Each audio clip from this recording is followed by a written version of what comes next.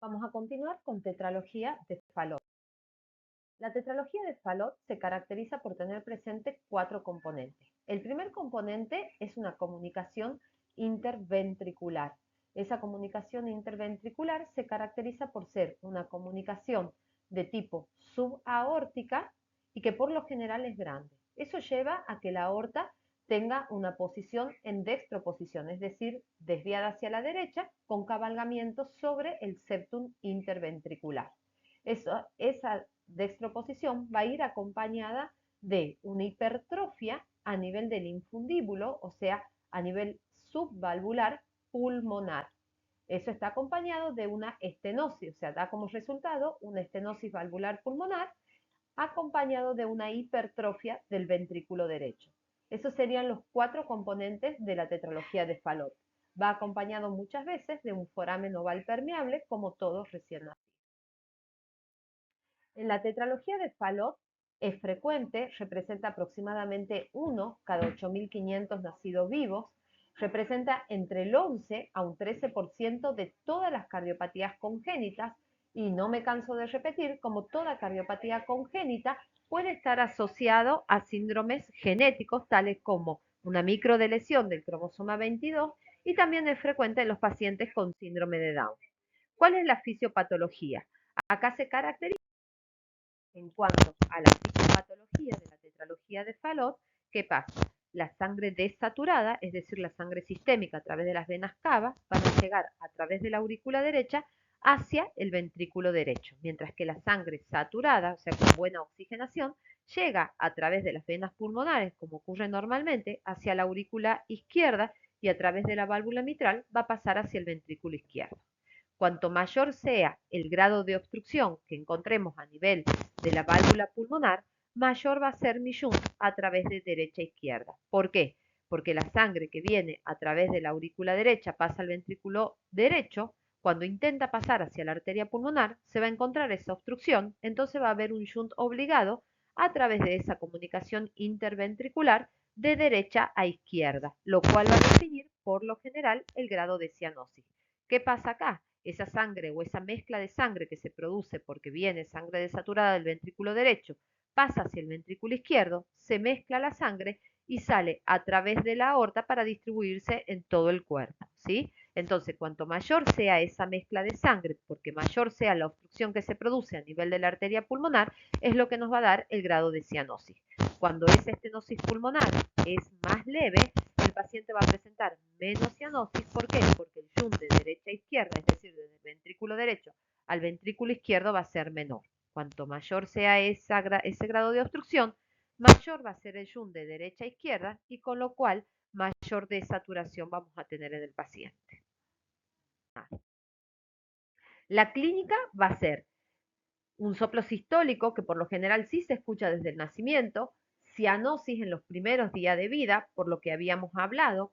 Puede pasar que esta estenosis, o sea que el grado de hipertrofia infundibular o la estenosis de la válvula pulmonar sea leve, esos son los Fallot que cursan en forma acianótica, es decir, que no tienen cianosis, o Fallot rosado, pero que por lo general se hace evidente antes maniobras de Valsalva, como por ejemplo durante el llanto o durante la alimentación.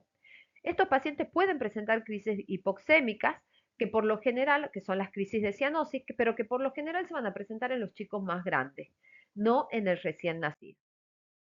El diagnóstico, el gol estándar para el diagnóstico va a ser el ecocardiograma. Nosotros podemos hacer diagnóstico con el ecocardiograma. El paciente y la clínica, en realidad del paciente, va a depender mucho del grado de desarrollo que tengamos de la arteria pulmonar. Vamos a hacer un electrocardiograma, radiografía de tórax. En algunas ocasiones podemos necesitar de la ayuda de una angioresonancia, una angiotac o un cateterismo cardíaco, sobre todo en aquellos pacientes donde la arteria pulmonar es muy hipoplásica y cuesta definir un poco la anatomía. La placa de tórax es una placa característica que presenta en forma de sueco, y eso se produce por la hipertrofia del ventrículo derecho, que da la característica imagen de punta levantada del corazón. El tratamiento, la mayoría de los pacientes no van a requerir tratamiento en el periodo neonatal. Eso siempre y cuando estemos hablando de una tetralogía de Fallot que curse con una estenosis moderada de la válvula pulmonar. ¿Quiénes son los que sí van a necesitar algún tipo de intervención, como por ejemplo la colocación de prostaglandina? Aquellos pacientes que cursen con una estenosis severa de la válvula pulmonar o una hipertrofia infundibular severa, que cursan con una cianosis que es muy marcada, que van a depender de esa prostaglandina y que antes de irse de alta del ANEO sí van a necesitar la realización de una anastomosis sistémico pulmonar, es decir, una conexión entre la aorta y la arteria pulmonar que provea o que nos garantice un buen flujo de sangre hacia la arteria pulmonar para que el paciente pueda esperar la cirugía correctora que por lo general se realiza entre los 3 y los 6 meses de vida. Entonces, la pregunta es, ¿todos los pacientes necesitan intervención en la NEO? Y la respuesta es no. Siempre va a depender de la clínica. No solo por tener el diagnóstico de una tetralogía de Fallot, el paciente debe quedar internado e irse con tratamiento desde la NEO. Pueden externarse, estabilizarse. La mayoría de las veces esperamos a que se produzca el cierre del ductus, que es cuando se hace manifiesta el grado de estenosis de la válvula pulmonar que presentan estos pacientes, y con el ductus cerrado y el paciente estable puede egresar y planificar la cirugía una vez que el paciente ya está en su casa entre los 3 y los 6 meses de vida. ¿Cuál va a ser el pronóstico? Es buenísimo. La mayoría de los pacientes tienen una buena sobrevida.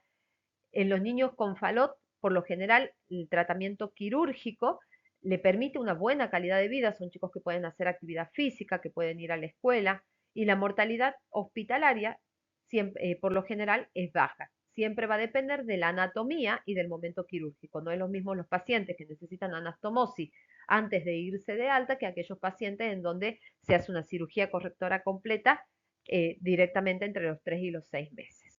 Una mención especial lo merece la tetralogía de Fallot con agenesia pulmonar. Estas sí son las tetralogías de Fallot que por lo general nos dan muchos dolores de cabeza en la neo. ¿Por qué? Porque en este caso la válvula pulmonar, el anillo pulmonar, suele ser pequeño, por lo general estenótico e insuficiente. Acuérdense que la estenosis es cuando hay un impedimento al flujo de sangre, es decir, las válvulas no pueden abrirse bien, y la insuficiencia es cuando esas válvulas cierran, permiten un paso de sangre, un retorno de sangre a través de esa válvula, es decir, no cierran completamente. ¿Qué pasa en la tetralogía de Fallot con agenesia pulmonar? Esa válvula pulmonar no se formó o es una válvula rudimentaria y el grado de estenosis lo va a dar el anillo pequeño. Pero al no tener una válvula, la sangre va y vuelve sin ningún problema. Eso por lo general va a ir acompañado con que las arterias pulmonar va a estar muy dilatada. Ese jet de insuficiencia combinado con la estenosis pulmonar hace que la arteria pulmonar esté muy, muy dilatado, sumado a que por lo general tiene una alteración a nivel del tejido de la pared de esa arteria pulmonar. No es solamente del anillo, sino que es una arteria patológica.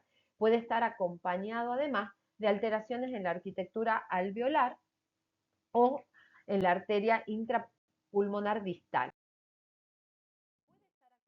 como toda cardiopatía, de síndrome genético, y siempre estudiamos las microdeleciones del 22q11.